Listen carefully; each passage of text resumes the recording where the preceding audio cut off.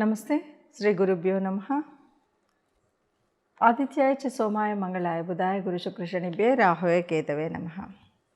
2024లో రాహు కేతువుల ప్రభావం ద్వాదశ రాశులపై ఎలా ఉంటుందో చూద్దాం.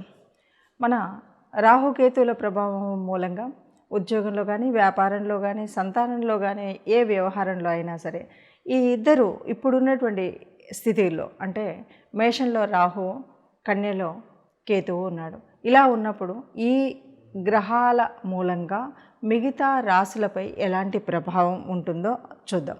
ఎందుకంటే రాహుకేతువులు రెండు కూడా చెప్పాలంటే సూర్యుడిని చంద్రుడిని కూడా మింగగలిగినటువంటి శక్తి ఉన్నటువంటి గ్రహాలు రాహుకేతువులు. అంతేకాదు ఇవి ఏ స్థానంలో ఉన్నాయో, ఏ గ్రహాలతో కలిసి ఉన్నాయో వాటి శక్తిని వాటిలాగా ఇవి ప్రభావం చూపేటువంటి స్థితి కూడా మనకు కనిపిస్తుంది. ఇక రాహు అంటే వ్యాపకత్వానికి, అలాగే కొన్ని మోసపూరితమైనటువంటివి, అలాగే కొన్ని విదేశీ ప్రయాణాలకు ఇలా రకరకాలుగా చేస్తే, కేతు అంటే యోగాన్ని ఇస్తుంది అని చెప్తాము. ఆ యోగము ఒక ఆధ్యాత్మిక చింతనతో కూడినటువంటి యోగాన్ని ఇచ్చేటువంటి పరిస్థితి ఉంది. మరి ఇలాంటి ఈ రెండు గ్రహాలు ఈ రెండు స్థానాల్లో ఉన్నప్పుడు ద్వాదశ రాశులకు ఎలా ఉంటుందో చూద్దాం. దీనివల్ల మనకి మంచి జరుగుతుందా, చెడు జరుగుతుందా, ఏ రాశి వారికి ఎలా ఉంటుంది, ఏ రాశి వారికి ఏ రకమైనటువంటి పరిహారం చేసుకోవాలో తెలుసుకుంటే మంచిది. రాహుకేతువులు మేషంలో రాహు ఉండి కేతువు కన్యలో ఉన్నప్పుడు ఈ జనవరి 2024 నుండి డిసెంబర్ 31, 2024 వరకు ఈ రాశుల్లో రాహుకేతు ఉన్నప్పుడు మిగతా రాశుల వారికి ఎలా ఉంటుందో తెలుసుకునే ప్రయత్నం చేద్దాం. తదుపరి రాశి కుంభరాశి. కుంభరాశి 2లో రాహు ఉన్నాడు, 8లో కేతు ఉన్నాడు. మరి ఇలా ఉన్నప్పుడు ఎలా ఉంటుంది అంటే నిజంగా కుంభరాశి వారికి చెప్పాలంటే వీరికి ఈ సంవత్సర కాలం అంతా కూడా ఒక గొప్ప గుణం కలిగినటువంటిది ఉంటుంది. చక్కగా ఉద్యోగం ఉంటుంది, వ్యాపారం ఉంటుంది, ఆదాయం పెరుగుతుంది. ఈ ఆదాయం కూడా రహస్య మార్గాల ద్వారా, అంటే ఇంతకుముందు పెట్టినటువంటి షేర్స్ల వల్ల కానీ, ఏదో మనం అనుకోలేదు, మనం ఎక్స్పెక్ట్ చేయనటువంటి దగ్గర నుండి వచ్చేటువంటిది ఉంటుంది. కుటుంబ సౌఖ్యం ఉంటుంది. అన్నదమ్ముల ద్వారా మంచి లాభం జరిగేటువంటి పరిస్థితి ఉంటుంది. 8లో కేతు ఉంటే ధనము వస్తుంది, కానీ కొంత అనారోగ్య పరిస్థితి అయితే ఉంటుంది.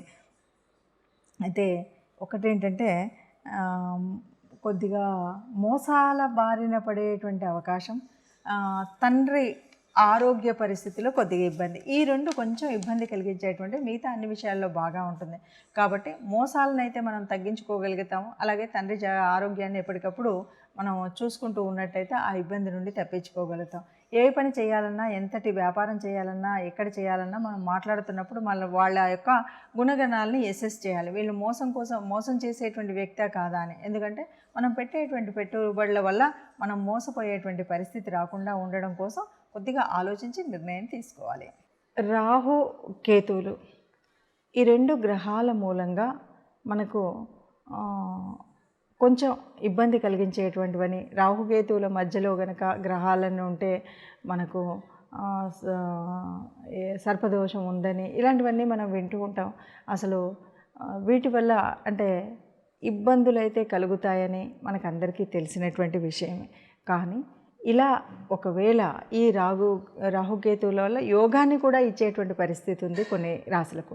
ఆ యోగంతో పాటు ఎవరికైనా ఇబ్బంది కలిగితే మనం ఎలాంటి పరిహారాలు చేసుకోవాలి అనే విషయాన్ని కనుక చూసినట్టయితే, ముఖ్యంగా ఉలువలు, మినుములు ఇవి దానం చేయడం, రాహుకేతుల జపం, లేదా సుబ్రహ్మణ్య స్వామి నాగదేవుడి గుడికి వెళ్ళడం, పుట్ట దగ్గరికి వెళ్ళడం, ఇలాంటివన్నీ కూడా మంగళ శుక్రవారాల్లో కనుక మీరు వెళ్ళి పుట్టలో పాలు పోయడం కానీ, సుబ్రహ్మణ్య స్వామికి అభిషేకం చేయడం కానీ, ఇంకా ఇవి కాకుండా ఎవరైనా కొద్దిగా వెళ్ళగలిగి ఉండి లేకపోతే అటు శ్రీకాళహస్తికి దగ్గరలో ఉన్నట్టయితే కూడా శ్రీకాళహస్తిలో రాహుకేతువులకి పూజ చేయించుకోవడం అనేటువంటిది కనుక చేసినట్టయితే ఏ రకమైన చిన్న ఇబ్బంది ఉన్నా కూడా అది పూర్తిగా తొలగిపోతుంది అని చెప్పచ్చు.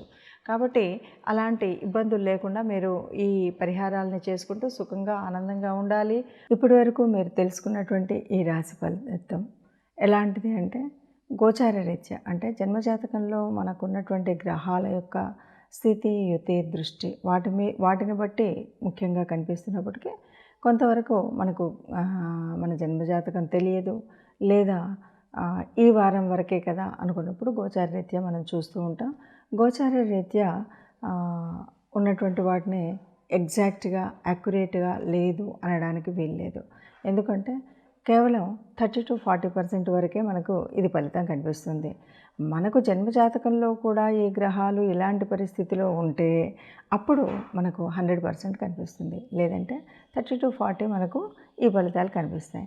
మరి 30-40 ఉన్నప్పుడు ఎందుకు తెలుసుకోవాలి అంటే దీనివల్ల కూడా ఏదైనా మనకి అంటే ప్రయాణాల వల్ల కానీ, లేకపోతే ఏదైనా ఆర్థిక ఇబ్బందులు కానీ రాబోతున్నాయి, లేకపోతే ఏదైనా ఆనందకరమైన విషయం రాబోతుంది అన్నప్పుడు దాన్ని ముందుగా తెలుసుకున్నప్పుడు రాబోయే కష్టాన్ని అడ్డుకోవడానికి కానీ, రాబోయే అనారోగ్యాన్ని తట్టుకోవడానికి కానీ మనం చేయవలసినటువంటి పరిహారాలు ఏమైనా ఉంటే చేసుకోవడానికి వీలుగా మనము ఇలా ముందు తెలుసుకోవడం అనేటువంటి పద్ధతి.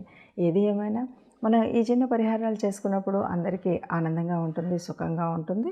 జీవితకాలంలో కష్టం అనేది తప్పకుండా ఉంటుంది. అయినప్పటికీ ఆ కష్టాన్ని ఈజీగా మనం బయటపడేటువంటి ప్రయత్నమే ఈ గోచార రీత్యా మనం చెప్పుకునేటువంటి ఫలితాలు. అందరూ సుఖంగా ఉండాలి, అందులో మనం ఉండాలి, అందరం ఆనందంగా ఉండాలి. సర్వే జనా సుఖినో భవంతు. నమస్తే.